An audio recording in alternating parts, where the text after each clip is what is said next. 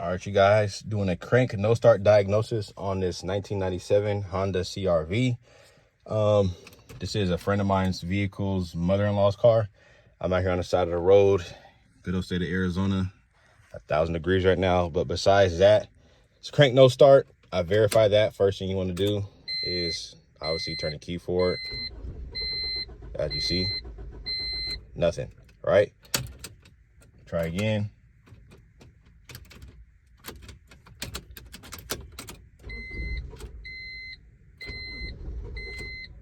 Nothing.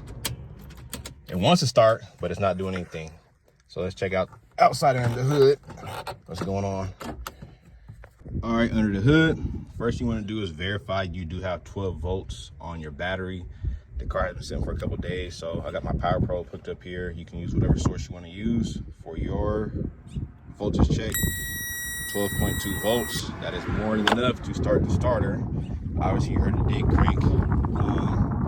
So there's a couple ways to go about this. What I'm going to do first, I want to verify, the starter is rotating. I can hear it rotating. It's not a dead click, dead key they call it. So the first thing I want to do on these type of engines, when it sounds like that, I already know what the issue is. I'm going to show you guys what the diagnosis I did first. You can go about it a different way if you want. That's totally fine, but this is the way I went through it.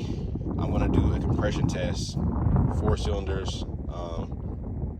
There's right here in the front, so it's very easy to get to, very accessible. You just want to use a 5/8 socket, take all your spark plugs out, take all your coils or wires out, and I'm going to show you what that looks like. So as of right now, if you can't really tell, but trust me when I tell you all 4 spark plugs are out. They are sitting right here. So you get your compression gauge, you thread in this stuff. You guys have to look it up how to do this stuff, but for demonstration purposes, I can't talk today. You're going to take your compression gauge, thread it in your spark plug hole, make sure there's no pressure in here. You're gonna crank the engine. You're gonna hear 7 revolutions. It's kind of hard to tell unless you know what you're listening for, but for the ones that do, if you already get to this step, I'm assuming you do, and we're gonna check the compression. If that thing stays at 0, then we know there's something wrong with the timing because the engine's not rotating. The pistons are not going up and down. So we're gonna take this key, crank it, 1, 2, 3, 4, 5, 6, 7. Pull the key out, come back to the gauge, and lo and behold, what we have pressure. Now, trust me, I already did all 4 of these. I'm just doing a demonstration for you guys, but I went all down 4, and they're about the same. In between 150-ish, 155, 160, about that. Let the air out, excuse the sunlight, but I have all my spark plugs back in their respective locations. I'm going to put the coil boots back on. Like I said, this step is not necessary unless you deem it be, but I'm just showing you guys a way to, there's more than one way to skin a cat, and this is one of the ways. So now I verified this compression. Like I said, I did all 4 of these prior to them showing you the video. Now we have compression. That's good. I mean, the belt is intact. Next, well, you should always check this first, really. Do you have oil before you start cranking on people's stuff? This one looks like it has a fresh oil change, and it is topped off where it needs to be. Good. Okay, next. We got 12 volts of the battery. We have compression. So what else we need? We need fuel and we need spark. So yes, you could take one of these coils off, put a screwdriver right here, crank the key, see if you got spark going to all the coils. Coil pack very well could be bad, but I'm going to start with the fuel test first. And the way I'm going to do that, I'm going to use my map torch. Obviously, you can pull all the way down, the flame will come out. You don't want to do that. You want to just pull it just enough to where you hear the gas coming out, or you can use carb cleaner, brake clean, something like that. But I'm using gas, highly flammable. It should be plenty enough to make the car at least start. I expect it to die off if it is fuel. So what you want to do is take off your throttle body boot right here, right down in here, this butterfly. Just find a way to pry this backwards some to where it's opened, and you let the gas vapors go off into this manifold. Give it about 20 seconds or so, 30 seconds maybe, just gas from the map torch. When I say that, this is what I'm talking about. This yellow can is map gas. Obviously, when I hit the send, it is flammable. The flame comes out. But if you just finger the trigger like that, you hear that noise? That's just gas. So I'm going to put this in there, push that butterfly open some, and just hold it just enough down to where the gas can come out. If you have a different trigger nozzle to where you can just let the gas out, or you have to hit a little wick button to where the flame come off, then use yours. But do not let the flame come off into inside of there. So right now, as you can hear, gas is entering the throttle body, which is a flammable gas. So that should be just enough to where the car will start up, but I don't expect it to run. And if it does, not for long. If it does, that tells me that it is not getting fuel into the part of the engine that needs combustion, which is your chamber down here below. So I'm gonna let this run.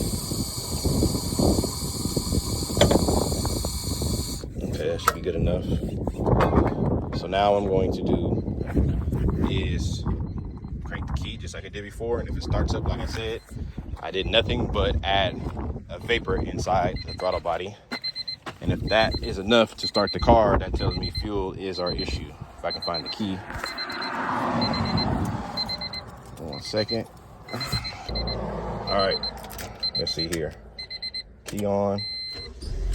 Oh boy, and we're starting, running, and it shut off. So what did that tell me? The fuel gauge is almost full, so we're not empty, as you can see. So the only thing that could tell me is the fuel pump is either A, not working like it's supposed to, or B, the fuel pump is at fault. So next thing to do is to verify which one of that is to be.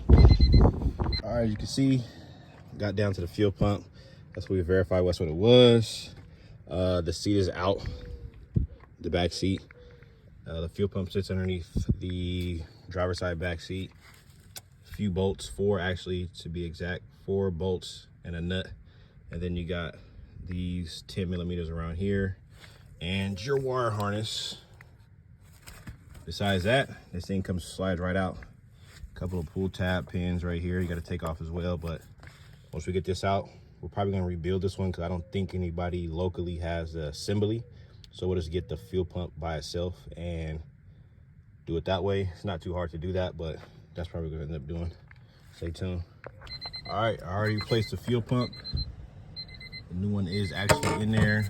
I didn't get none of that on camera, but the gist of it is the diagnosis and diagnose a fuel pump. So at this point, let's go ahead and prime the vehicle.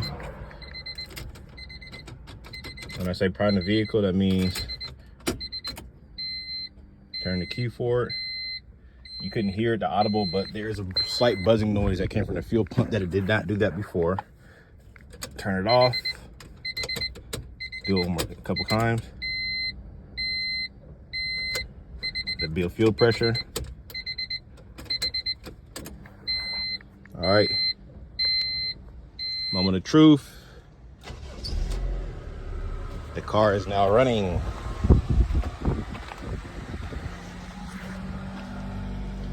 Car is running. You check back here for fuel leaks.